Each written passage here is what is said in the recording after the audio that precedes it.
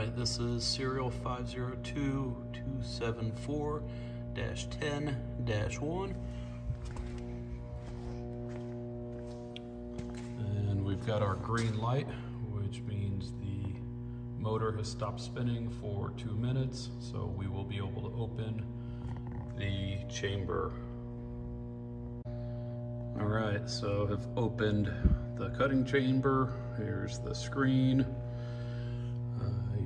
To switch levels there, and the blades, make sure they're free spinning, and they are.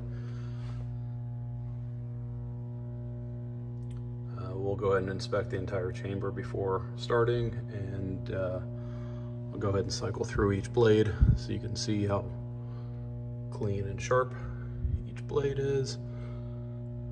Couple little nicks right there, but nothing too bad.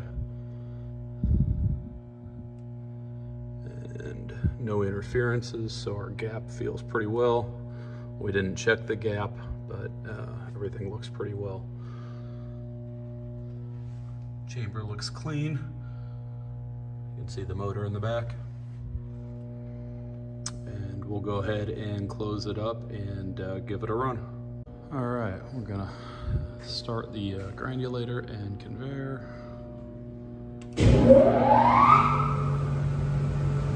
Got the granulator running now. Notice our light on our safety switch is off, so we cannot open it anymore.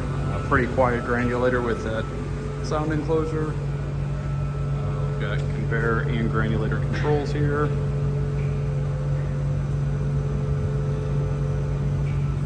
Conveyor running.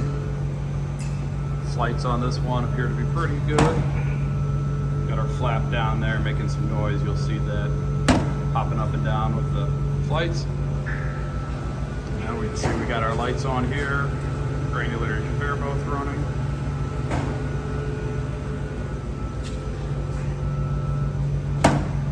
And that's about it.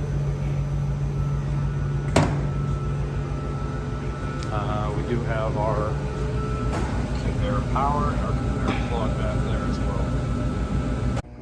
Alright, and this is the inside of that same machine.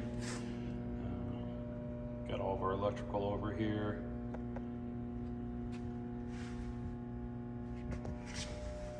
Large fuses have their covers on.